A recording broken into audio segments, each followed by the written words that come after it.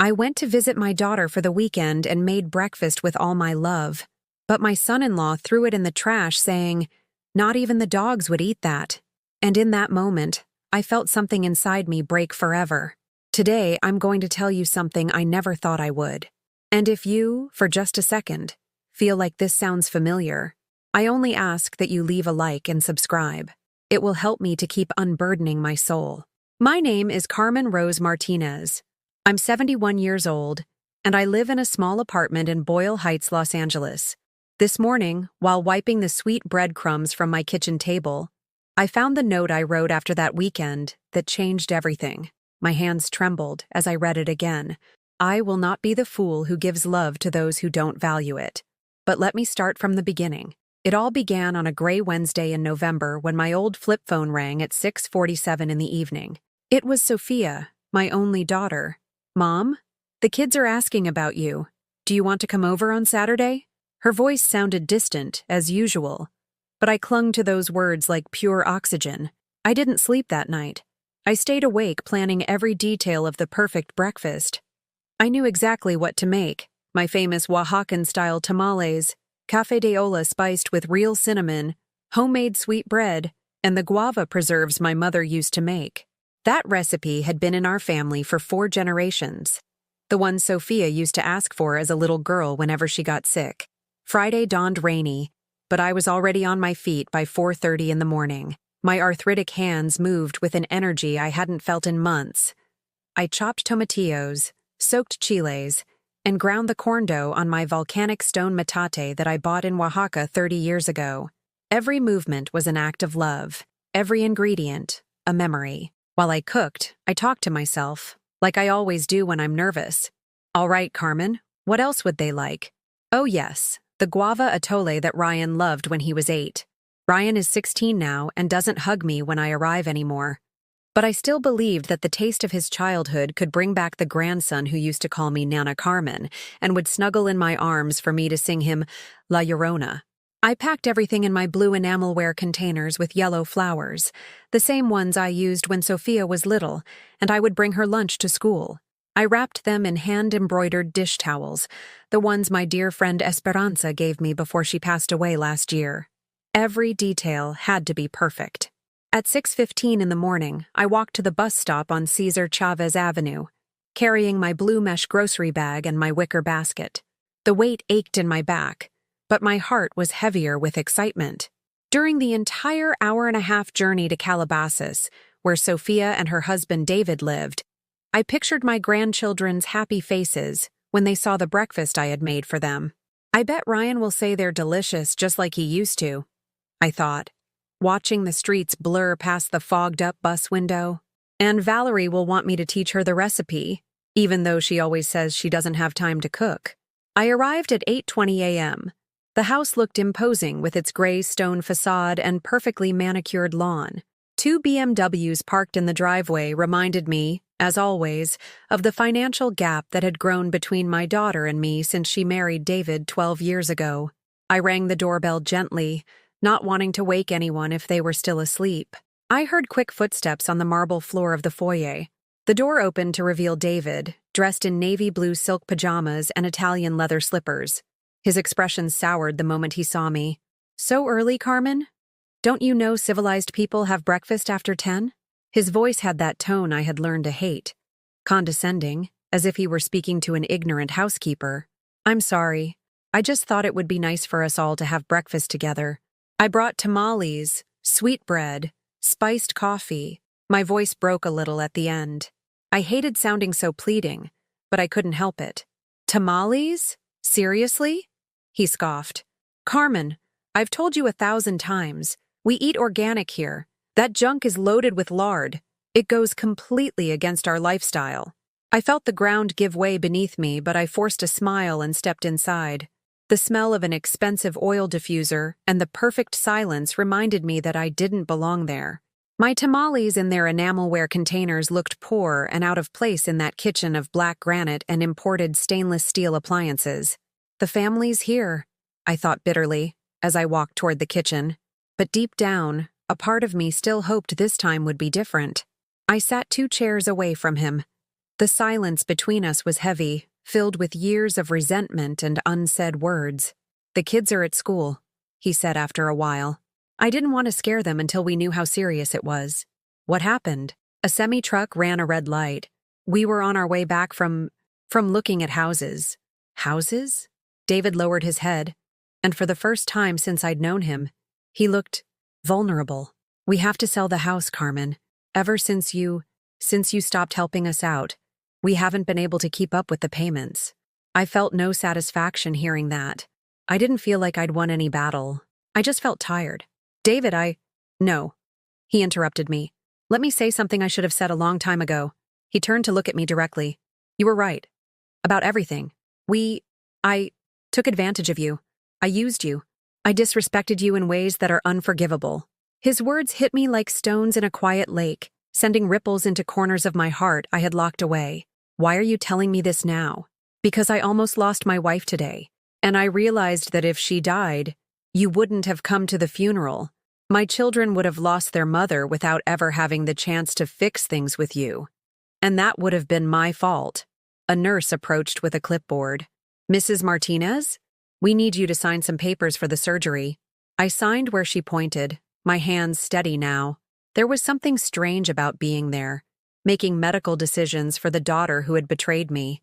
But it was the right thing to do. It's what a mother does. When the nurse left, David continued. "Sophia has been different these past few months. Depressed, guilty. She doesn't sleep well. She doesn't eat right. Why? Because she realized what she lost when she lost you. Because Ryan tells her all the time how happy you look when he comes to visit. Because Valerie is constantly asking when the grandma who made delicious tamales is coming back. Valerie was asking for me. That hit me deeper than I expected. David, I can't go back to being the person I was before. I know. And I'm not asking you to. I'm just asking that, if Sophia makes it through this surgery, you give her a chance to apologize properly." 3 hours later, the doctor came out of the operating room with good news. The surgery was a success. Sophia would be okay, but she would need physical therapy and special care for the next few weeks. "Can we see her?" David asked. "In an hour, when she's awake from the anesthesia. Immediate family only." Immediate family. Despite everything, I was still that. When we were finally allowed in to see her, Sophia was awake but groggy from the medication. She had a bandage on her head and her left leg was elevated in traction. She looked small and fragile in that hospital bed, like the sick little girl I used to take care of. When she saw me, her eyes filled with tears. "Mom, shh, don't talk. You're okay. That's what matters." "No, I need to tell you." Her voice was barely a whisper. "I need to tell you I'm sorry. I was horrible to you. I don't deserve for you to be here." "Sophia." "No, let me finish." She struggled to sit up a little. "Ryan was right. Valerie was right. We lost the best grandma in the world because I was a terrible daughter." Tears streamed down her cheeks, mixing with the bandages. It was the first time in years I had seen her cry with genuine sadness, not manipulation. "Mom, I'm not asking you to come back. I'm not asking you to forgive me. I'm just asking you not to forget us completely. That every once in a while, you remember there were good times between us." I moved closer to her bed and took her hand. It was cold and small, just like when she was a little girl having nightmares. "Sophia, I could never forget you completely. You're a part of me, for better or for worse. But could you think about giving us another chance? Not like before, differently, with respect." I looked at her for a long moment. This woman in the hospital bed was my daughter, but she was also a stranger. Was it possible to build a new relationship on the rubble of the old one? "I don't know, Sophia. I need time to think. I'll show you I've changed. David and I are going to go to counseling. We're going to learn to be better people, to be the family you deserve to have." That evening, when I left the hospital, I felt like I had run an emotional marathon. On the subway ride home, I thought about all the conflicting emotions I'd felt. Compassion, pain, hope, fear. Was it possible to forgive without forgetting? Was it possible to rebuild without going back? Was it possible to love someone and maintain firm boundaries at the same time? I had no answers, but for the first time in a long time, I had questions that were worth exploring. That night, Ryan came to visit unannounced. He had tears in his eyes. "Nana, did you hear what happened to my mom?" "Yes, mi amor. I went to the hospital." "So what are you going to do?" I sat next to him on the sofa and hugged him. "I don't know, Ryan. What do you think I should do?" "I think my mom realized she screwed up. Sorry for the language, but it's the truth." "And does that change anything?" "Maybe, if she's really sorry. If she's really going to change." I stayed up late that night, looking out the window at the city lights. I had built a new, beautiful life for myself, one filled with peace. Was I willing to risk that peace for the possibility of having a functional family?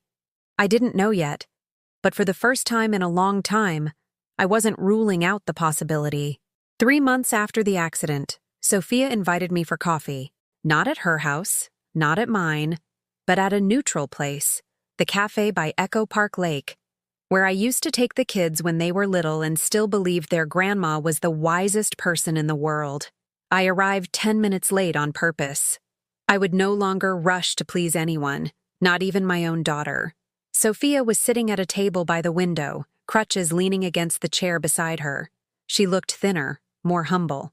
The platinum blonde hair had given way to her natural brown color, with streaks of gray she no longer tried to hide. "Thanks for coming, Mom. How's the leg?" "Better. The doctor says I'll be walking normally in 2 months. David has been helping a lot." She paused and looked me in the eyes. "And before you ask, yes. It's weird having him take care of me. I think the accident changed us both." We ordered coffee and sat in silence for several minutes. It was a different kind of silence than the one we had shared for years. It wasn't awkward. It was expectant. "Mom, I've been going to therapy, like I promised." "And how's that going?" "Terrible." She laughed bitterly. "The therapist made me see things about myself I didn't want to see.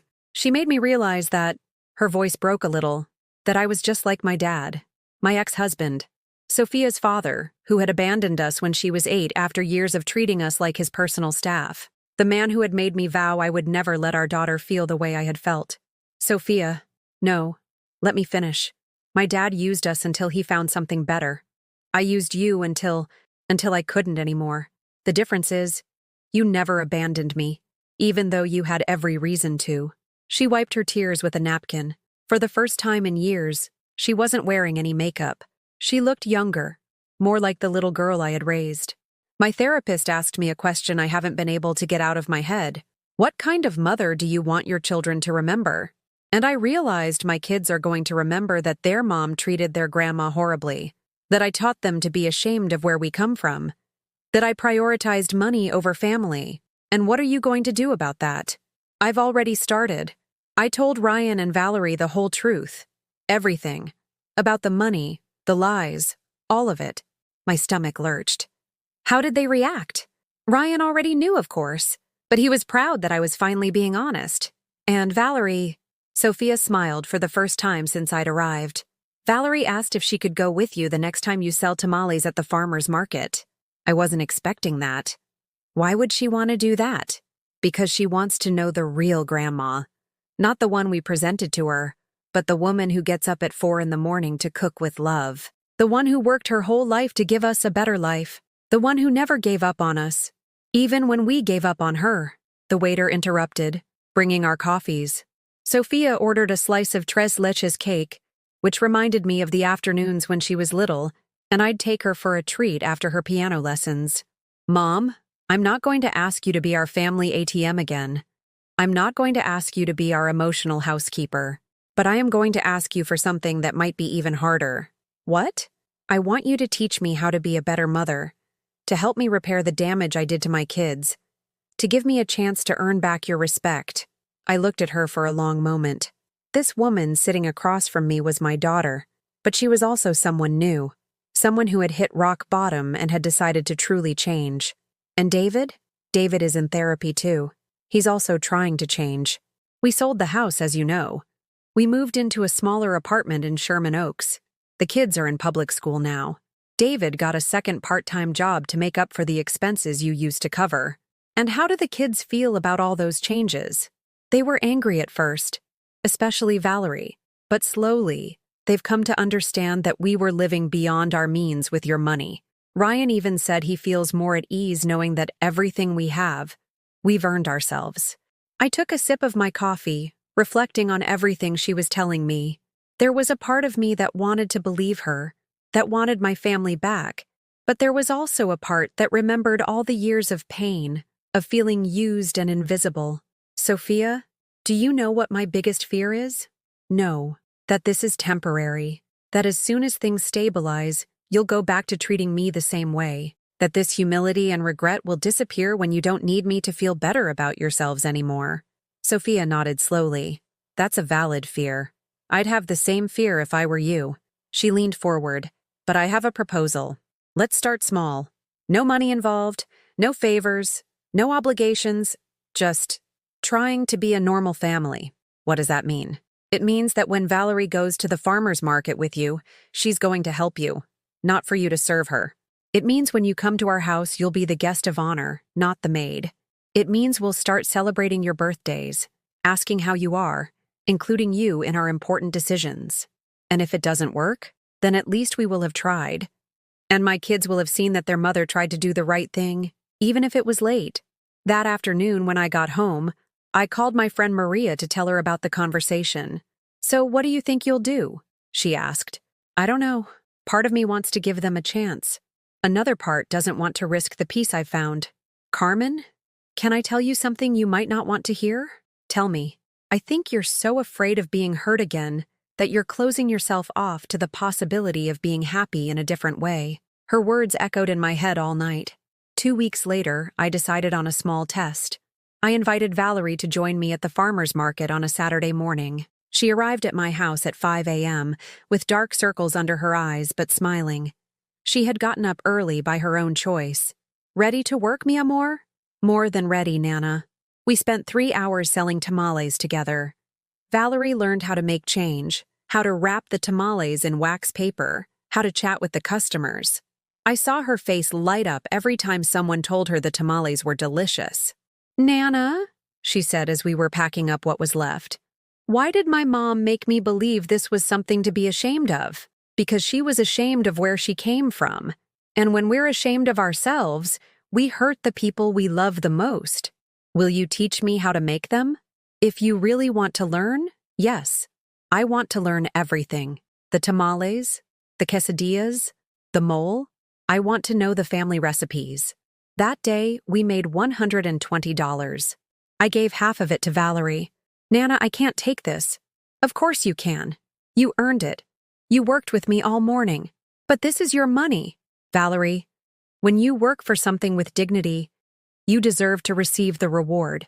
That's a lesson your mother forgot for a very long time. 3 months later, I had established a new routine with my family. On Saturdays, Valerie came with me to the market. On Sundays, Ryan came over to cook with me. Once a month, we all went out to a simple restaurant, and everyone paid their own way. Sophia and David kept their word. They didn't ask for money. They didn't ask for favors. They didn't assume I would be available to babysit or solve their problems. When they invited me to something, it was because they genuinely wanted my company, and slowly, very slowly, we began to build something new on the rubble of what we had lost.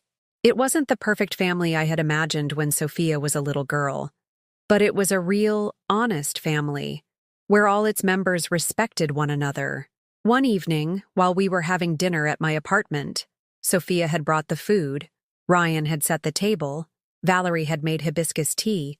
I realized something important. I had learned that love isn't about giving until you're empty. It's about giving from a place of abundance. And for the first time in my life, I felt abundant. Abundant in self-love, in respect, in peace. And from that abundance, I could choose to share with those who truly valued what I had to offer. Sometimes second chances are better than the first, because they come when you've already learned your own worth. Mom, I'm making something special tonight. I love you so much. When I heard those words in the voicemail from my daughter, Chloe, after 3 months of absolute silence, I felt my heart split in two with joy and fear. Today, I'm going to tell you something I never thought I would. And if you, for just a second, feel like this sounds familiar, I only ask that you leave a like and subscribe. You'll be helping me continue to get this off my chest. My name is Grace Hernandez. I'm 67 years old, and I live in a small but decent house in the Pilsen neighborhood of Chicago. This April morning, as I watered my geraniums in the small backyard, I had no idea my life was about to change forever. The aroma of the strong coffee I brewed every day mixed with the sound of the L train rumbling past, a noise that for 40 years had reminded me that life went on, even if I felt more and more invisible. I was wearing my blue apron with yellow flowers, the one my late husband Robert gave me 15 years ago. "You look like a queen in it," he used to say. Now the flowers are faded and the blue looks gray, but I can't bring myself to throw it away. It's the only thing I have left from a time when someone thought I was beautiful. When my phone rang that afternoon, at 5:30, I was peeling potatoes for a stew. My wrinkled hands trembled when I saw the name on the screen. Chloe, my sweet girl. It had been so long since I'd heard from her that for a moment I thought it was a cruel joke from fate. "Mom, I'm making something special tonight. I love you so much." Those 11 words were like a ray of light after 3 months in the deepest darkness. 3 months without a call, without a text, without knowing if my only daughter was still alive. After my forgotten birthday, after Christmas spent in solitude, after entire days without hearing my own voice because I had no one to talk to, I cried like a fool. The tears fell onto the potatoes as I replayed the message 1, 2, 3 times. "I love you so much," she had said. When was the last time I heard those words from her lips? I couldn't remember. I took off the dirty apron and ran to my closet. I pulled out my red blouse, the one she gave me for Mother's Day 2 years ago, back when she still visited on Sundays. "It makes you look younger, Mom," she had said then, kissing my cheek with tenderness. Now, putting it on in front of my bedroom mirror, I saw a woman older than I remembered. When had these wrinkles multiplied? When did my eyes lose that spark? I set the dining room table with the embroidered tablecloth my mother, who grew up in San Antonio, taught me to make. I took out the good china, the Lenox plates I saved for special occasions. I lit a candle to the Virgin Mary, who has always protected me. "Dear Mary," I whispered, "please let my girl come back for real, not just in body." When she arrived, at 8 o'clock sharp as promised, she was carrying a Nordstrom bag and a smile that didn't reach her eyes. My Chloe, my beautiful 35-year-old daughter, dressed in an expensive black coat I'd never seen, her hair freshly cut at a fancy salon with perfect blood-red nails. "Hi, Mom," she said, kissing my cheek without looking at me. Her lips were cold, as if she had been walking in the rain, even though it was warm outside. "My dear girl," I replied, trying to keep my voice from trembling with emotion. "How have you been? I was so afraid that—" "I'm fine, Mom.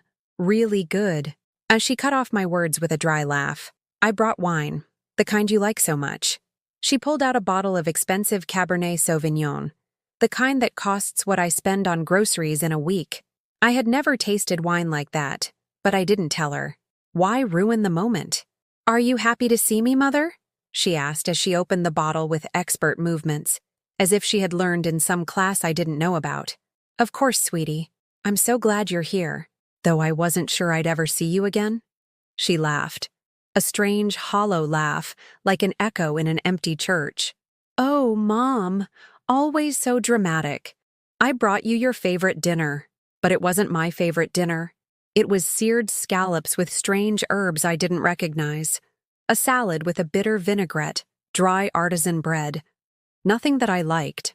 None of the pot roast I taught her to make. None of the lasagna we used to prepare together on Saturdays.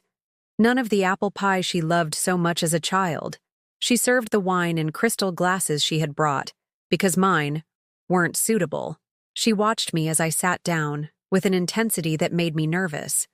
Her eyes, once so sweet, now seemed to be evaluating my every move. When I bent down to pick up the napkin I had dropped, I saw it.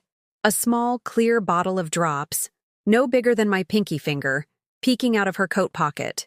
She quickly tucked it away when she thought I hadn't seen, but I am 67 years old, and I have learned to see what others prefer to hide. She served the soup with a tense smile. The first sip had a strange metallic taste, like old coins under my tongue. Without a word, I switched my plate with hers. And right there, in that moment, her smile died completely. "Why did you switch the plates, Mom?" she asked, her voice tense, her eyes sharp as knives. Her hands clenched around the spoon until her knuckles turned white. "Because I've learned after 67 years that even a mother has the right to be cautious," I replied, not breaking eye contact. The same eyes I had kissed when she had a fever as a baby, that I had seen sparkle with joy at her first communion, that had cried on my shoulder when her high school boyfriend left her. Now those eyes looked at me as if I were a stranger, or worse, as if I were an obstacle. Chloe swallowed hard and dropped her spoon on the table with a sharp clink that made the wine glasses tremble. "You're sick, Mom. You need help. You're becoming paranoid." "Am I?" I leaned back in my chair, feeling the weight of all these months of neglect settle in my chest like a stone. "Or are you the one who can't look at me without calculating what I'm worth alive versus what I'm worth dead?" I saw her blink rapidly, just like when she was a little girl, and I'd caught her in a lie. But she wasn't my little girl anymore. This woman with expensive makeup and stylish clothes, who had come to my house after 3 months to bring me a dinner I didn't like and wine I couldn't afford, was a stranger wearing my daughter's face. "What did you do, Chloe? What did you put on that plate?" "Nothing." Her voice sounded sharp, desperate. "I didn't put anything. You're imagining things. And in the cup? Am I also imagining that little bottle you hid in your coat?" She fell silent. The silence filled the dining room like murky water, drowning years of family Sundays, of shared laughter, of secrets whispered between mother and daughter. The wall clock that had belonged to my grandmother marked each second with a tick-tock that sounded like a stopping heart. My Chloe stood up from the table without taking a bite. She grabbed her black leather purse, which probably cost more than all my clothes combined, and kissed my forehead with lips that felt like ice. A farewell kiss. A kiss of death. "Goodbye, Mom," she whispered against my skin. "Sleep well." She left, closing the door softly, without slamming it, without yelling, without drama. She simply vanished into the night like a ghost who had come to collect a debt I didn't know I owed. I remained seated in my dining room, surrounded by the smell of the cooling scallops and the echo of her expensive perfume.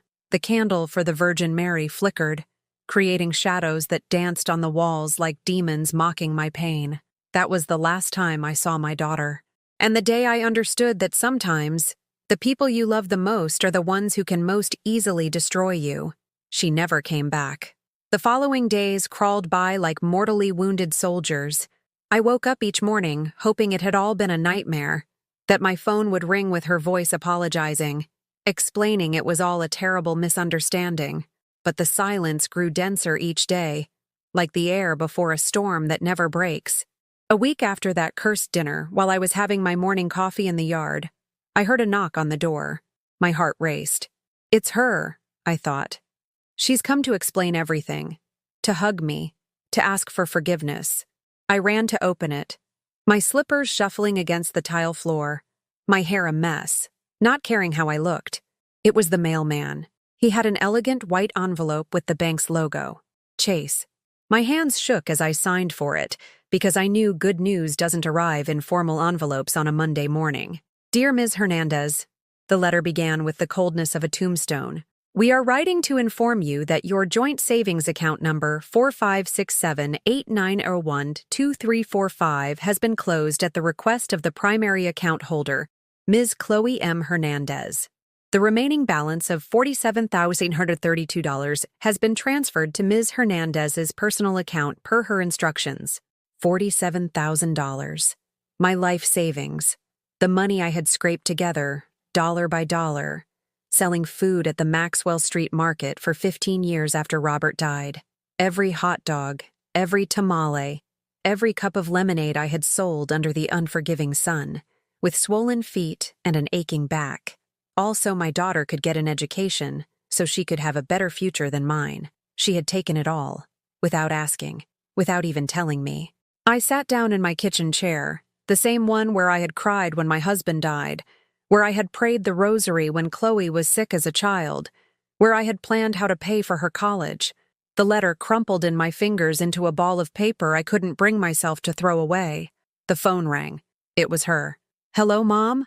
Her voice sounded different, colder, as if she were talking to a stranger. Chloe, honey, I just got a letter from the bank. It says that I closed the account. Yes, it was necessary. Necessary. As if my savings were bitter medicine that had to be taken. But that money, it's all I have, sweetie. It's for my expenses, for my medicine, for… Mom, you don't know how to handle money. You never did. That's why Dad always took care of everything. Now I'm in charge. Her dad, my Robert, the man who had worked 12 hours a day in construction so she could go to a private school, the one who had skipped dinner so she would never go without, and now she was using his memory to justify robbing me. Chloe, please, give me back my money. It's mine. I worked for it for years. It's ours, Mom. The family's. And I know better how to invest it. Trust me. The line went dead. I dialed once, twice, 3 times. It went straight to voicemail. She had blocked my number. That afternoon, I went to the bank. The manager, a young man with a blue tie and a plastic smile, explained with feigned patience that he could do nothing. The account was in my daughter's name as the primary holder. I was just a beneficiary. I could deposit, but I couldn't stop her from withdrawing everything. Why? I asked, my voice breaking. Why is my money in someone else's name? It was your request, Ms. Hernandez. You signed the paperwork 2 years ago. I vaguely remembered. Chloe had come over one Sunday, so loving, so attentive. Mom, it's to protect you. If anything happens to you, I'll be able to help you immediately. I had signed without reading, trusting her as I always had. I left the bank feeling like a fool, an old fool who had given away her security for love. The days turned into weeks, the weeks, a month. My daughter didn't answer my calls, didn't reply to my messages, but I heard about her from others. Mrs. Carmen, my lifelong neighbor, told me she had seen her at Nordstrom buying expensive handbags. She was wearing a beautiful dress, Grace, and shoes that must have cost more than my rent. Mr. Aurelio, who drives a cab from the corner stand, told me he had taken her to fancy restaurants in Lincoln Park several times. With a handsome young man, honey. They looked very happy. He was driving a brand new car. My money, my life savings turned into luxury bags, expensive dinners, treats to impress a boyfriend I didn't even know. One night, as I was eating a cold cheese sandwich and chamomile tea because that's all I could afford, I received a call from an unknown number. Ms. Grace Hernandez? Yes, this is she. This is Bank of America calling. I'm calling to inform you that your mortgage is 3 months past due. We need to schedule an immediate payment, or we will begin foreclosure proceedings. My house. My home of 40 years. The house where I had raised Chloe, where my parents had passed away, where I had dreamed of growing old in peace. It was also in danger. But I've always paid on time, I mumbled, though I already knew the answer. According to our records, the automatic payments were canceled 3 months ago. Ms. Chloe Hernandez, who is listed as an authorized party on the account, requested the service be suspended. 3 months, exactly when she stopped visiting. It had all been planned. While I was crying over her absence, she had been cutting, one by one, the threads that held my life together. I hung up the phone and sat in the darkness of my kitchen, listening to the hum of the old refrigerator that needed repairs I could no longer afford. On the shelf, the photo of Chloe on her graduation day smiled at me mockingly. That girl in the white dress and radiant smile, who had cried with joy when she received her diploma, who had hugged me and said, "Thanks, Mom, I owe it all to you." Now that same girl was systematically destroying me, with the precision of someone who knows my every weakness. She knew where it hurt most. She knew how to break me without leaving visible scars. And the most terrible part was that, despite everything, in the depths of my mother's heart, sick with love, I still hoped she would come back, that she would explain, that she would ask for forgiveness, that she would be my little girl again. But my little girl was dead, and in her place was a stranger who knew all my secrets, all my weaknesses, all the exact places to twist the knife to make it hurt more. On Friday of that week, while waiting for the bus on Michigan Avenue to go downtown to look for a job, because at 67 I was going to have to work again to not lose my house, I saw her. She was getting out of a black Uber, dressed like a successful executive, with a Louis Vuitton handbag that cost more than all my furniture combined. She didn't see me, or she pretended not to. She walked confidently toward the Starbucks on the corner, where she met a tall man in an expensive suit who kissed her on the lips and stroked her hair as if she were the most precious woman in the world. There was my money, turned into expensive clothes, romantic dates, into the life she had decided to buy for herself with my savings. While I waited for public transportation in a 5-year-old dress and shoes that were starting to come apart at the seams, she was living like a princess on the fruits of my labor. I wanted to approach her. I wanted to scream at her to give me back what was mine, to explain why she was doing this to me. But something stopped me. Maybe fear, maybe shame, maybe the certainty that she would make me look like a crazy old woman in front of her elegant boyfriend. I stood there, invisible, watching my own daughter enjoy the life she had stolen from me.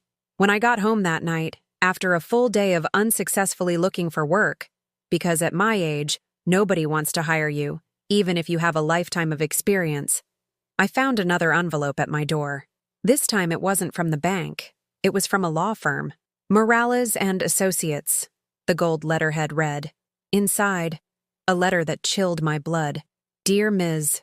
Hernandez, this letter is to inform you that our client, Ms. Chloe M. Hernandez, has initiated legal proceedings to determine your mental and financial capacity.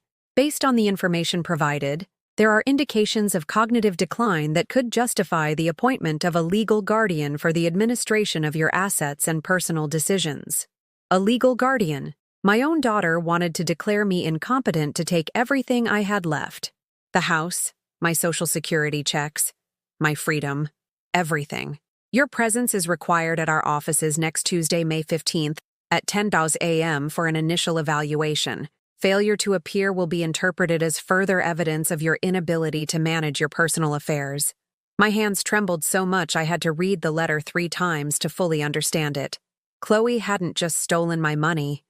Now she wanted to steal my dignity, my independence, the right to make decisions about my own life. I thought of all the times she had feigned concern when I was sick, how she had noted every complaint about aches and pains, every minor lapse in memory, every moment I had shown vulnerability. It had all been data to build a case against me. I couldn't sleep that night. I walked through my house like a ghost, touching every object, every photograph, every memory. This was my house. My daughter had grown up here. I had been happy with Robert here. I had hoped to die in peace here when my time came. But now all of that was in jeopardy because of the person I had loved most in the world. On Monday morning, Mrs. Carmen knocked on my door. Her eyes were swollen from crying, and she carried a cup of hot coffee. Grace, I have to tell you something, she said, sitting in my living room, on the same armchair where Chloe had played with dolls as a little girl. What is it, Carmen? I saw your daughter yesterday. She was outside, taking pictures of your house with a man in a suit. They had a clipboard and were measuring, pointing at things, writing on papers. My heart stopped. Pictures of what? Of everything, Grace. Of the flower pots you have piled up in the yard. Of the peeling paint on the facade. Of your clothes hanging on the line, as if they were documenting that you're not taking good care of the property. More evidence. More ammunition to prove I was a neglectful old woman who didn't deserve to live alone in her own home. And there's something else, Carmen continued, lowering her voice. The man with her was my nephew, Edward. He's an architect. I asked him later what he was doing, and he said a client had hired him to evaluate the remodeling potential of this house, that there was a very good price on the market for these lots. My house. My home. She was already selling it before she had even taken it from me. Carmen, I whispered, my voice broken. I don't know what to do. She took my savings. She's not paying the mortgage. She's suing me to take everything. And I just want my little girl back. Carmen hugged me with her warm arms that smelled of Vicks VapoRub and cinnamon, the way mothers who have seen other mothers suffer embrace you. Grace, honey, that little girl died a long time ago. The one doing this is no longer your daughter. She's a stranger taking advantage of your love. But I love her so much, Carmen. She's all I have left of Robert. She's my only treasure in this world. And that's exactly why she's hurting you. because she knows you're incapable of defending yourself against someone you love. That afternoon, for the first time in months, I went for a walk in Humboldt Park. I needed air, I needed to see trees, I needed to remember there was a world beyond my pain. I sat on a bench and watched the young mothers pushing strollers, the grandfathers carrying grandchildren who shouted, "Grandpa, Grandpa," with crystalline laughter. Normal families. Families where love wasn't a weapon used to destroy. A little girl, about 5 years old, ran up to me. She had bright eyes and a smile that reminded me of Chloe at that age. "Lady, why are you crying?" she asked with the brutal honesty of children. "Because I'm sad, little one." "Why are you sad?" "Because someone I love very much is hurting me." The girl looked at me seriously, as if she were a doctor evaluating a complicated diagnosis. "My teacher says that when someone hurts us, we have to walk away, even if it's family." From the mouths of children comes the truth that adults dare not admit. Her mother came running, apologizing for her daughter's impertinence. But that child had given me more clarity in 2 minutes than all my months of suffering. I had to walk away, even if it was from my own daughter, even if it hurt like tearing my own heart out with my bare hands. Because sometimes, to save yourself, you have to let go of what you love most. That night, for the first time in months, I slept soundly. I didn't dream of Chloe asking for forgiveness. I didn't dream of impossible reconciliations. I dreamed of my mother, who told me from some luminous place, "Honey, no one has the right to walk all over you, not even your own flesh and blood." On Tuesday morning, instead of going to the law firm as I had been ordered, I did something I had never done in my life. I disobeyed. I put on my best dress, the navy blue one I had worn to Chloe's graduation, and walked to the bank. This time, I wasn't going to plead. This time, I was going to fight. "Good morning," I said to the same manager with the blue tie who had treated me like a confused old woman. "I want to open a new account, in my name only, and I want to report fraud." The man looked at me, surprised. I was no longer the helpless woman who had cried in his office weeks ago. I was a woman who had decided to fight back. "Fraud, Ms. Hernandez?" My daughter withdrew money from an account where I was the one making all the deposits. She never asked my permission. She never notified me. That's called theft, even if it's family. But ma'am, legally she had the right. Legally, perhaps. Morally, no. And I want it documented. Every dollar she took, every transfer, everything. The manager blinked several times. This was not the conversation he expected to have with a 67-year-old grandmother on a Tuesday morning. "I need you to understand something," I said, leaning forward. "I worked for 15 years at the market. I sold food under the sun with swollen feet to save that money. Every dollar represents hours of my life that I can never get back. And my daughter spent it on expensive handbags and romantic dinners. We opened the new account. In my name only. With my signature only. With my decision-making power only. For the first time in years, something belonged completely to me. When I left the bank, instead of feeling fear, I felt something strange. Relief. Like when you take off shoes that have been pinching you all day and you can finally breathe. I walked to the Legal Aid Society office that Mrs. Carmen had recommended. An older man, with a white mustache and tired eyes that had seen too many families destroyed by money. "Mr. Rodriguez?" I said, sitting across from his desk piled high with case files. "My daughter is suing me to declare me incompetent. She wants to take my house, my Social Security, everything I am. And what do you want to do, Ms. Hernandez?" "Defend myself. For the first time in my life, defend myself." He explained my rights. He told me I would have to undergo psychological and medical evaluations to prove my mental capacity, that it would be a painful process, because I would have to expose the cruelty of my own daughter to strangers. "Are you sure you want to go down this road?" he asked. "Sometimes it's easier to negotiate, to reach an agreement." "Sir," I replied with a calm that surprised me, "for 67 years I have chosen the easy way. I have given in, I have forgiven, I have turned the other cheek, and look where it got me. And what if she wins? What if the judge decides you need a guardian? Then I will have fought. And that's already more than I've done until now." I signed the papers. For the first time, my name on a document wasn't to give something away, but to claim it. That afternoon, I returned home and did something I hadn't done in decades. I closed the curtains, unplugged the phone, and drew a hot bath with salts I had bought for special occasions but never used. I sank into the warm water and cried. But they weren't tears of self-pity. They were tears of grief. I was mourning the daughter I had lost, the relationship I would never have again, the innocence of believing that family love was unbreakable. When I got out of the tub, I saw myself in the bathroom mirror. There was Grace Hernandez, wrinkled, gray-haired, with the scars of a difficult life, but for the first time in a long time, with clear eyes, without the fog of denial that had blinded me for months. "I'm not going to beg you to love me anymore," I said to my reflection, as if Chloe could hear me. "I'm not going to buy your love with my suffering anymore." On Thursday, I received a call I didn't expect.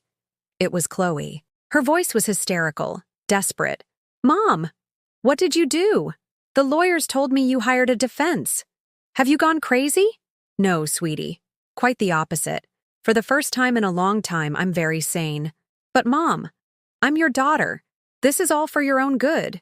You can't manage your money, you can't take care of the house, you need help." "You're right. I do need help, but not yours." "Mom, please, we can fix this. Come have dinner with me, we'll talk, like before." Like before. As if there were a before we could return to.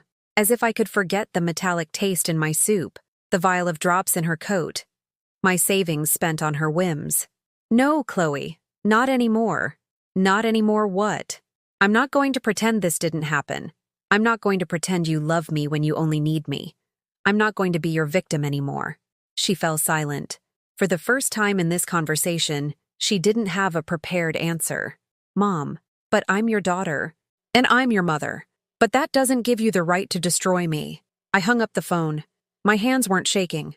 My voice hadn't broken. For the first time in this war I hadn't asked for, I had fired the last shot.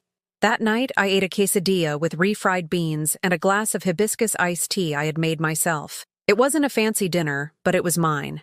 Bought with my money, prepared in my time, eaten at my table, in my house, with my dignity intact. And for the first time in months, the food tasted delicious, because the taste of freedom, however small, is always sweeter than the taste of a love that is slowly killing you. 3 days later, Chloe appeared at my door. But this time she wasn't alone. She had her boyfriend with her, the elegant man I had seen at Starbucks, and an older woman who introduced herself as Dr. Patricia Ruiz, a specialist in geriatrics. "Mom, we've come to talk to you," Chloe said with a forced smile that didn't reach her eyes. "We're worried about you." I let them in, but I didn't offer them coffee. I wasn't going to feign hospitality to the people who had come to evaluate me as if I were a piece of old furniture to be discarded. "Ms. Hernandez," the doctor began, sitting in my living room without asking for permission, "your daughter has told me you've been having some episodes of confusion lately. Forgetfulness, erratic behavior, irrational financial decisions. Like defending myself from the person who is robbing me?" I asked, looking her directly in the eye. The doctor cleared her throat, uncomfortable. "I understand you've hired a lawyer to oppose the guardianship process. That could be interpreted as a lack of insight into your own limitations, or as someone who has finally decided not to be walked all over." Chloe's boyfriend, a man named Sebastian who hadn't opened his mouth but was looking at me as if he were appraising my furniture, finally spoke. "Ma'am, with all due respect, this house is in need of a lot of repairs. The garden is neglected, there are leaks in the roof, the paint is peeling. A person your age shouldn't be living in these conditions." "And what do you know about my age?" I replied with a coldness that surprised me. "What do you know about what I can or cannot do?" "Mom, don't be rude," Chloe scolded. "Sebastian is just worried about you." "No, honey. Sebastian is worried about the value of the land this house sits on, about the profit you can make from selling it." Chloe turned red. "Mom, how can you think that of me?" "Because I'm not blind anymore, Chloe. Because I'm not going to pretend I don't see what's happening." I stood up from my chair and walked to the shelf where I kept the family photos. I picked up one of her at 10 years old, smiling with a missing tooth, hugging me in Millennium Park. I looked at it for a moment, and then slowly, I placed it face down. "What are you doing?" Chloe asked, her voice trembling. "I'm burying my daughter. Because the little girl in this picture is dead, and the woman standing here is a stranger wearing her face. The doctor cleared her throat nervously. Ms. Hernandez, this type of dramatic behavior is exactly what we're talking about. These disproportionate emotional reactions. Disproportionate? I turned to her with a calm that scared me. Doctor, do you have children? Yes, I have two. Do you love them? Of course. And if one of them stole your life savings, tried to take your house, and sued to have you declared incompetent, what would you do? Would you smile and thank them? The doctor didn't answer. I thought so. I continued. My reaction isn't disproportionate. It's overdue. I should have done this months ago. I went to my dresser and took out a folder I had prepared with Mr. Rodriguez's help. It contained copies of all the bank statements, all the transfers, all the evidence of the systematic theft. Here you go, I said, placing it on the coffee table. It's all documented. When she took my money, what she spent it on, how she canceled my automatic payments without telling me. If anyone here needs a psychological evaluation, it's the person who can plan a theft with such coldness. Chloe flipped through the papers with trembling hands. Her boyfriend leaned in to see, and his face grew pale as he read. Mom, this isn't what it looks like. Isn't it? Then what is it? A daughter's love? Filial care? Yes. I did it all for your own good. You don't know how to manage money. You need someone to take care of you. Like you took care of me these last 3 months? Without calling, without visiting, without asking if I needed anything? I was busy. I have my own life. Of course you do. A life bought with my money. Sebastian stood up uncomfortably. Look, Chloe, I think we should go. No, my daughter yelled. I'm not leaving until my mother sees reason. Your mother? I laughed, but it wasn't a happy laugh. It was a bitter laugh, like burnt coffee. Now I'm your mother? 3 months ago, you didn't know you had a mother. Mom, please, stop being so dramatic. We can fix this. How? By giving me back my money? The money is invested. I can't just give it back. Invested in what? In the expensive handbags I saw you carrying? In the romantic dinners paid for by my hard work? Chloe looked at Sebastian in a panic. He didn't know the money she used to impress him came from robbing an old woman. Well, the doctor said, also standing up, I think there are family matters to resolve here before any medical evaluation. There's nothing to resolve, I said with a firmness that surprised me. My daughter made her choice when she decided I was worth more dead than alive. I've made mine. What choice? Chloe asked, her voice broken. I walked to my desk and took out some papers I had signed that morning with Mr. Rodriguez. I changed my will. This house, when I die, will not be yours. I'm leaving it to the St. Vincent de Paul nursing home, so that other elderly people will have a place where no one can mistreat them in the name of love. Chloe went ashen. No, you can't do that. Of course I can. It's my house. It's my decision. It's my revenge. But Mom, I'm your only family. No, my only family died 3 months ago, when you decided my bank account was more important than my well-being. Sebastian was already at the door. Chloe, let's go. This is too much. Don't leave me now, my daughter yelled at him, but he was already gone. The doctor followed them, muttering something about coming back when things have calmed down. Chloe stood in my living room, crying like she used to as a child when she didn't get what she wanted. Mom, please. I love you. No, I said, closing the door behind the others. You love what I have. It's not the same. You're my mother. You can't do this to me. I am your mother. That's why I taught you how to walk. Why I cared for you when you were sick. Why I worked to give you everything you needed. And for that very reason, I am now going to teach you the most important lesson of your life. What's that? That there are consequences for cruelty, even when it's toward the person who gave you life. Chloe left my house in tears, but this time, her tears didn't move me. This time I knew they were tears of frustration, not remorse. I locked the door and leaned against it, feeling my heart beat strong but steady. For the first time in years, I had made the important decisions in my life, and it felt like being reborn. The next few days were strange. For the first time in decades, I expected nothing from anyone. I didn't expect hurtful calls, disappointing visits, or apologies that would never come. I simply existed, and that was enough. A week after the confrontation, as I was watering my geraniums in the yard, the same ones I had neglected for months due to depression, I heard a knock. My heart no longer raced, thinking it might be Chloe. I knew it wasn't her. It was Mrs. Carmen, but she had company. A woman in her 50s with bright eyes and a genuine smile. "Grace, I'd like you to meet my niece, Rosa. She's a social worker with the city and wanted to meet you." Rosa shook my hand firmly.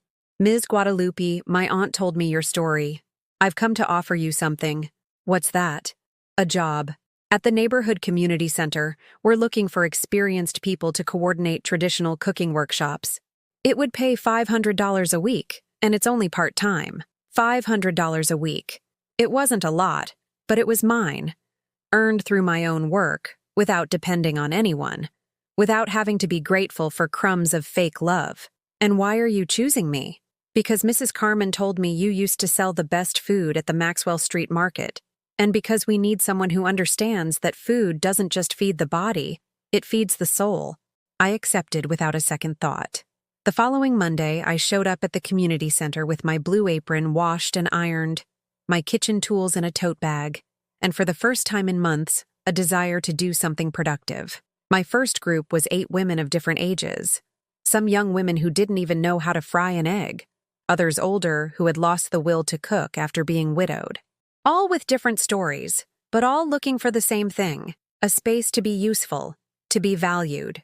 "Today, we're going to make a classic pot roast," I told them that first day, laying out all the ingredients on the table. "But before we start cooking, I'm going to tell you why this dish is special." I told them about how it was a dish of resilience, created by immigrants and working-class families, using tough cuts of meat and slow cooking to turn something humble into something rich and comforting. "Like us," one of the older ladies said, "taking the life we were given and making something good out of it." Exactly. As we cooked, the women began to share their stories. Difficult divorces, ungrateful children, loneliness, loss, but also laughter, plans for the future, dreams that had been tucked away in drawers. "Ms. Grace," a young woman named Patricia said, "how do you manage to seem so calm? My aunt told me you went through something very painful with your daughter." I thought for a moment as I stirred the pot. "Because I learned that you can't force anyone to love you the way you deserve, but you can decide to love yourself. And you don't miss her?" "I miss the little girl she was. But that girl doesn't exist anymore. And I can't keep crying for ghosts." That afternoon, when I got home from the workshop, I found my mailbox full of letters. Not from lawyers this time. They were invitations to teach cooking classes at other centers, requests to cater small events, even a proposal to write recipes for a traditional food blog. For the first time in my life, people were seeking me out for what I could give, not for what they could take. I decided to do something I had put off for years: travel. Robert and I had always talked about going to New Orleans, to see the markets, to eat at the traditional restaurants. He died before we could. With my first month's salary, I bought a bus ticket to New Orleans. One way, no return date. Because at 67, I had learned that life doesn't have to be lived according to plans you made when you were a different person. The bus ride was a revelation. For the first time in decades, I didn't have to ask anyone's permission. I didn't have to give explanations. I didn't have to worry about disappointing someone. Just me, the open road, and the possibility of discovering parts of America, and myself, that I had never explored. In New Orleans, I stayed at a guest house run by a retired German couple who had decided to start a new life in America in their 70s. "It's never too late to reinvent yourself," Greta, the owner, told me as we shared coffee on the bougainvillea-filled patio. "The mistake is thinking that just because you lived one way for decades, you have to keep living that way until you die." I spent a week wandering through markets, tasting foods I'd never heard of, learning techniques that I brought back to Chicago. But more importantly, I spent a week just being Grace. Not someone's mother, not someone's wife, not someone's victim. Just Grace. When I returned, I found that my absence had been noticed. Rosa, the social worker, told me that several women had asked for me, wanting to know when the classes would resume. "It's because you teach them more than just cooking," she explained. You teach them that they can start over. That afternoon, while organizing the photos from my trip, the first time I had taken photos for myself, not to show off to anyone, the phone rang. It was a number I didn't recognize. Ms. Grace Hernandez? Yes, this is she. This is Mr. Mendoza from the family court. I'm calling to inform you that your daughter has withdrawn the petition for guardianship. There will be no legal proceedings. I hung up without feeling relief or triumph, only indifference. Chloe had lost the power to ruin my day with her decisions. That night, I made something I had learned in New Orleans: shrimp and grits. I paired it with a glass of sweet tea, the first I'd had since Robert died. I toasted alone, in my kitchen, to the woman I had been and the woman I was becoming, to the losses that had hurt like open wounds, and to the gains that no one could ever take from me. For the first time in years, the future didn't scare me. I was curious about it, because I had discovered something at 67 years old that I never knew. It's never too late to get to know yourself. And sometimes, to find your life, you first have to lose everything you thought to find it. It's been 8 months since that dinner that changed my life forever. 8 months since I discovered that my own daughter had tried to poison me slowly, stealing not just my money, but my dignity, my peace, my right to grow old with tranquility. This morning, as I brewed coffee for the new group of women arriving for the Tuesday workshop, I paused in front of the kitchen mirror. The woman who looked back at me was no longer the same one who had cried over potatoes that April afternoon. She had the same wrinkled face, the same gray hair, the same hands weathered by the years. But her eyes had something they had lost for decades: peace. My house is still the same house in Pilsen, but now it smells different. It smells of food cooked with self-love, not with the desperation of someone trying to buy affection. It smells of the bouquets of flowers I buy for myself every Friday, because at 67 I discovered I don't need to wait for someone else to give them to me.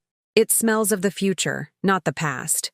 The family photographs are still in their places, but I no longer look at them with painful nostalgia. Chloe smiles from her frames as what she was: a child I raised, educated, and loved. A child who became an adult who made choices I cannot control. I no longer carry the guilt of her choices, just as I no longer carry the responsibility of saving her from the consequences. 3 weeks ago, Mrs. Carmen told me she saw Chloe at the supermarket. She was alone, paying with a debit card for a small purchase of basic groceries. No expensive items, no luxuries. Her boyfriend Sebastian had left her when he found out that the money she spent impressing him came from robbing her own mother. Some lies only work for a little while. "Don't you feel sorry for her?" Carmen asked me. "I feel sadness," I replied, "but not pity. Pity is for victims." Chloe is the author of her own story. I haven't heard from her directly again. Sometimes I wonder if she learned anything from all of this. If she understood that the consequences of hurting those who love you are real and permanent. But those are questions that no longer keep me up at night. Her growth or her destruction are no longer my responsibility. The community center where I work has become my second home. I don't just teach cooking. I now also coordinate a support group for older women who have experienced family abuse. Because I discovered that my story was not unique, that there were dozens of women like me who had confused love with servitude, who had allowed themselves to be hurt because they thought that was what good mothers, wives, and daughters deserved. True love doesn't hurt you, I tell them in every session. And if someone hurts you and then tells you it's for love, they're lying, or they're lying to themselves. Last week, a 60-year-old woman named Elena told me that her son had emptied her bank account and then told her it was to protect her from her own irresponsible spending. As she spoke, I saw my own story reflected in her eyes full of tears and confusion. "But what am I going to do?" she asked me. "How will I live without my son?" "You're going to live for you," I replied, taking her hands. "Because before you were someone's mother, you were Elena. And Elena deserves respect, dignity, and peace." My new bank account has grown, little by little. It's not a lot of money, but it's mine. Every dollar I deposit is the fruit of my labor, my talent, my decision not to give up. I'm no longer rich, but I am free. And I've discovered that freedom is worth more than all the financial security in the world. Last month, I did something I had dreamed of for years. I signed up for painting classes at the local arts center. I had always loved to draw, but Robert used to say it was a waste of time, and Chloe would mock my old lady scribbles. Now I paint watercolors of the markets I visit, of the flowers I grow, of the wrinkled hands of the women I meet in my workshops. Hands that tell stories of work, of resilience, of self-love learned late, but learned nonetheless. My first exhibition will be next month at the community center. It will be called Hands Reborn, and all proceeds will go to the support fund for women in crisis. Because I've learned that the best revenge against those who hurt you isn't to hurt them back, but to use your pain to prevent others from suffering the same. The day before yesterday, as I was walking through Humboldt Park, the same park where a little girl had taught me the wisdom that we adults had forgotten, I came across a woman crying on a bench. She was older than me, perhaps in her late 70s, and she was clutching a cell phone as if she had just received bad news. I sat down next to her without saying anything. Sometimes, silent companionship is better than words. My grandson, she finally said. He asked to borrow money for his business. Now he says he can't pay me back, that I should wait, that I shouldn't pressure him. And what do you want to do? I asked her. I don't know. He's my grandson. I love him so much. Love doesn't mean letting yourself be hurt. I told her with the gentleness of someone who learned that lesson the hard way. You can love him and still protect yourself. We talked for an hour. I gave her my card for the community center.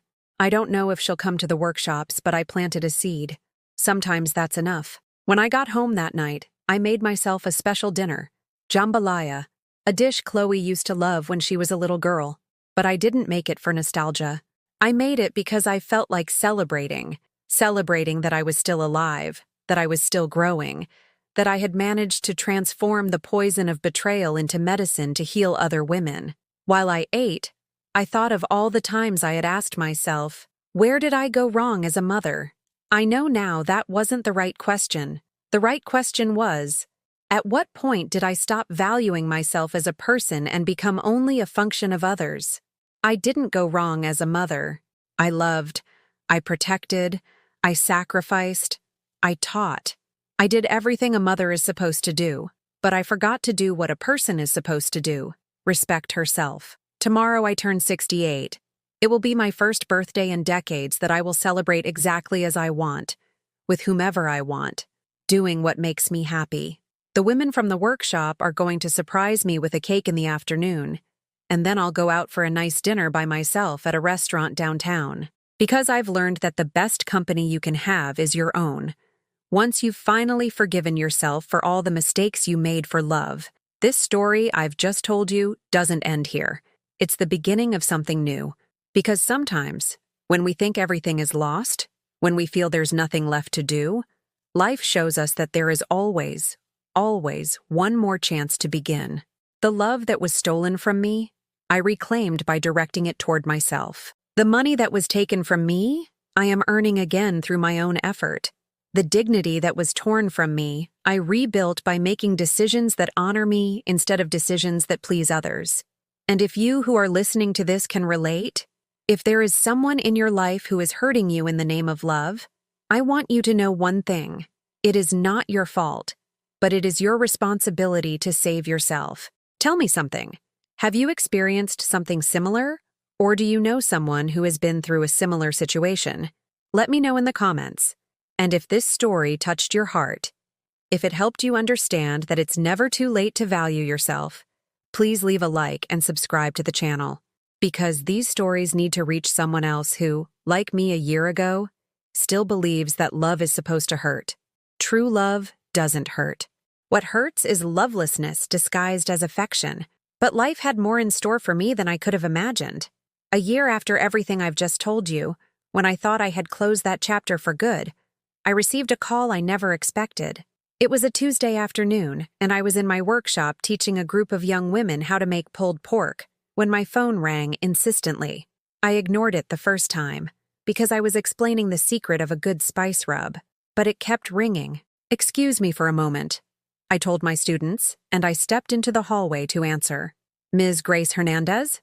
The voice on the other end was formal, distant. Yes, this is she. This is Dr. Ramirez from County General Hospital. I'm calling because your daughter, Chloe Hernandez, has been admitted here. You are listed as her emergency contact. My blood ran cold. Despite everything that had happened, despite the pain she had caused me, she was still my daughter. Mothers can't turn that love off, even if we want to. What happened to her? She was in a car accident. She's stable, but she needs surgery. She doesn't have current health insurance and, well, we need a family member to come and sign some papers. I hung up the phone with trembling hands. The women from the workshop saw me come out of the hallway, my face pale, and they approached me with concern. What's wrong, Ms. Grace? Asked Patricia, the young woman who had been one of my first students. My daughter, she was in an accident. She's in the hospital. Hospital. Do you need us to come with you? Offered Elena, the woman I had met in the park who was now a regular part of the group. For a moment, I considered saying yes. But this was a battle I had to fight alone. No, thank you. But, can you cancel tomorrow's classes? I don't know how long it will take me to get back. The L train ride to County General Hospital felt endless. Throughout the journey, my mind was a whirlwind of conflicting emotions. On one hand, the genuine concern of a mother for her injured child. On the other, the bitterness of knowing that Chloe had probably listed me as an emergency contact not out of love, but because she had no one else. When I arrived at the hospital, the smell of disinfectant and the sound of machines immediately transported me back to that night, a year ago, when I had woken up in the emergency room after collapsing. How different I felt now. Then I was a disoriented victim. Now I was a woman who knew exactly who she was and what she was worth. At the information desk, a young nurse directed me to the surgical floor. Your daughter is in the operating room, she explained. The doctor will come out to speak with you when they're finished. I sat in the waiting room, surrounded by other families living their own private hell. A young couple cried in each other's arms. An older man paced back and forth, talking to himself. A woman with a rosary in her hands prayed softly. I just waited. Without tears, without prayers, without drama. Just with the certainty that I would do the right thing, not because I owed it to Chloe, but because I owed it to myself. 2 hours later, a tall doctor in blood-stained scrubs came out of the OR. Family of Chloe Hernandez? I stood up. I'm her mother. The surgery went well. She had a fractured hip and some internal bleeding, but we were able to stabilize her. She'll be in recovery for the next few hours. Can I see her? Of course. But she's sedated, she won't be able to talk to you. I followed the doctor down hallways that smelled of a mixture of sadness and hope. When he opened the door to room 308, what I saw took my breath away. There was my daughter, my little girl, connected to tubes and wires, her face swollen and her arms bruised. She looked small, fragile, helpless, like when she had a fever as a baby, and I would stay up all night watching her sleep. For a moment, just for a moment, I forgot all the pain she had caused me.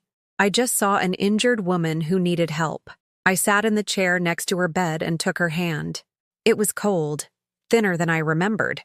On her wrist, the gold bracelet I had given her for her sweet 16 was gone. She had probably sold that too. Hi, honey, I whispered, though I knew she couldn't hear me. I came as soon as I could. A nurse came in to check her vital signs. Are you her mother? She asked. Yes. It's a good thing you're here. When she arrived in the ambulance, she kept repeating, call my mom, call my mom. Even unconscious, she was asking for you. Something stirred in my chest. It wasn't forgiveness. It wasn't reconciliation. It was just recognition. The recognition that some connections are deeper than pain, stronger than betrayal. Nurse, I said before she left, do I need to sign anything for the surgery? Is there any procedure? The surgery is over, ma'am. But we do need someone to take responsibility for the hospital costs. It's approximately $50,000. $50,000. More than I had saved in my new account. More than I could possibly pay without going into debt. Almost the exact amount Chloe had stolen from me. Plus a little more. The irony was so perfect I almost laughed. What happens if no one takes responsibility? We would transfer her to a public aid facility once she's stable, but she would have to wait a very long time for any additional treatment she might need. I looked at my sleeping daughter, breathing with difficulty, and realized I was in the same position she had put me in a year ago, facing an impossible choice between money and love. But there was a fundamental difference. I hadn't chosen to be in that situation. She had. "How much time do I have to decide?" I asked. "Until tomorrow morning, when she's discharged from intensive care." That night, I returned home with my soul torn in two. I sat in my kitchen with a cup of chamomile tea, looking at the photos of Chloe as a child that I had put back in their places after months of having them stored away. For the first time in a year, I cried for my daughter again, but these tears were different. I wasn't crying for what she had done to me. I was crying for what she had done to herself, for the bitter woman she had become, for the empty life she had chosen to build on the ruins of our relationship. I cried because a mother always cries when she sees her child suffer, even when that child has been her tormentor. The phone rang close to midnight. It was Mrs. Carmen. "Grace, I heard what happened. How are you?" "Confused," I admitted. "I don't know what to do, Carmen. What does your heart say?" "My heart says she's my daughter and I can't let her die." "And your head?" "My head says that if I help her now, I'll go back to the same cycle as before. That she'll abuse my kindness again." Carmen was quiet for a moment. "You know what I think, Grace? Maybe this isn't a decision about her. Maybe it's a decision about you, about who you want to be when all this is over." After I hung up, I stayed awake until dawn, thinking about who I was now, about the woman I had built after losing everything, about the values that truly mattered when everything else fell apart. And when the sun came up, I had my answer. At 7 in the morning, I was back at the hospital, but not alone. Elena, Patricia, and 3 other women from the workshop came with me, each carrying a bag with homemade food and thermoses of coffee. "We're not going to let you go through this alone," Elena had told me when they arrived at my house. "We're family now. Family." How strange that word sounded when applied to people who had chosen to love me, not people who were born obligated to. When we arrived at the hospital, Chloe was already awake. She saw me walk in and her eyes immediately filled with tears. "Mom," she whispered, her voice hoarse. "You came." "Yes, I came." I sat in the same chair as the night before, but this time I didn't take her hand. "How are you feeling?" "Everything hurts." She paused, looking at the women who had accompanied me. "Who are they?" "My family," I answered without hesitation. "The people who have taken care of me this past year." I saw something shift in her face. Surprise, jealousy, the recognition that she had lost her place. "Mom, I need to tell you something," she began, her voice breaking. "About what happened. About everything." "No," I interrupted, raising my hand. "First, I need to tell you something." I took a deep breath and looked her directly in the eye. Those eyes that had once been my entire world. "Chloe, I came because I am your mother, and I always will be. But I didn't come to rescue you. I came to say goodbye." "What? What do you mean?" "I mean I'm going to pay for your hospital stay. The $50,000 you need to get out of here." Her face lit up with hope and relief. "Mom, I knew you would—" "I'm not finished." My voice was firmer than I expected. "I'm going to pay for the hospital, but not because you deserve it. I'm doing it because I deserve it. Because I want to be able to look myself in the mirror knowing that when my daughter needed me, I didn't abandon her. Even after everything she did to me." Chloe blinked, confused. "I don't understand. I'm going to save your life, Chloe. But after that, I never want to see you again." The silence in the room was so thick you could cut it with a knife. Patricia, Elena, and the other women stood silently by the door, witnesses to something they knew was historic. "What are you saying?" Chloe tried to sit up in bed, but the pain stopped her. "I'm saying this is my last act as your mother. After this, I no longer have a daughter, and you no longer have a mother." "You can't do that. I'm your daughter. You can't deny blood." "Maybe not blood, but you can deny respect. And you lost the right to my respect when you decided I was worth more dead than alive." I pulled a folder from my bag with documents I had prepared that morning with Mr. Rodriguez's help. "Here is the check for $50,000, I said, placing it on the bedside table. "And here is a restraining order I filed this morning. If you try to come near me, my home, or my work after you leave this hospital, you will go to jail." "Mom, you're crazy. You can't do this to me." "Of course I can. I learned how to protect myself from you, Chloe. It took me 67 years to understand that sometimes the greatest love you can give is the love you withhold. Elena came over and put a hand on my shoulder. "Are you ready, Miss Grace?" "Yes," I replied, getting up from the chair. "I'm done here." "Mom, wait!" Chloe cried out in desperation. "Forgive me, I can change. We can try again." I stopped at the door and turned to look at her one last time. "Chloe, I don't need you to change anymore. I don't need you to love me. I don't need you to respect me, because I learned to give myself everything I once expected from you. But I'm your daughter. You were my daughter. Now you're just a woman I knew a long time ago, who made choices that took her away from me forever." I walked out of that room with my head held high and my heart strangely calm. In the hallway, the women surrounded me with silent hugs that were worth more than all the apologies Chloe had never given me. "How do you feel?" Patricia asked as we waited for the elevator. "Like being born again," I replied. "But this time, knowing exactly who I am." 3 months later, I received a letter from Chloe. I didn't open it. I put it in a box with her childhood photos, with the memories of who she was before she became my enemy. I didn't throw it away because it was part of my story, but I didn't treasure it because it was no longer part of my present. My life continued to grow like a garden after a storm. The community center offered me a position coordinating a regional program for women who are victims of domestic abuse. I accepted because I understood that my pain had a greater purpose than just healing myself. Elena and I became best friends. Patricia asked me to be the matron of honor at her wedding. The women from the workshop became the daughters I chose, not the one I was given by biological chance. A week ago, Mrs. Carmen told me she saw Chloe walking with crutches near the Maxwell Street Market. She was alone, looked thin, and when she saw Carmen, she hid behind a flower stand. "Do you want me to tell her anything for you?" Carmen asked. "No," I replied without hesitation. "I have nothing left to say to her. And if she wanted to talk to you?" She had years to talk to me. She chose to speak with poison instead of words. That night, as I prepared dinner for the group of women who come to my house on Fridays, my new family tradition, I thought about how far I had come. From that broken woman crying over potatoes to this woman who had learned that self-love isn't selfishness, it's survival. My phone rang. It was an unknown number. For a second, I thought it might be Chloe, but I no longer cared. If it was her, I wouldn't answer. If it wasn't, I had nothing to fear. I answered calmly. "Grace Hernandez?" It was a young, nervous voice. "Yes, this is she. This is Maria, from the University of Illinois, Chicago.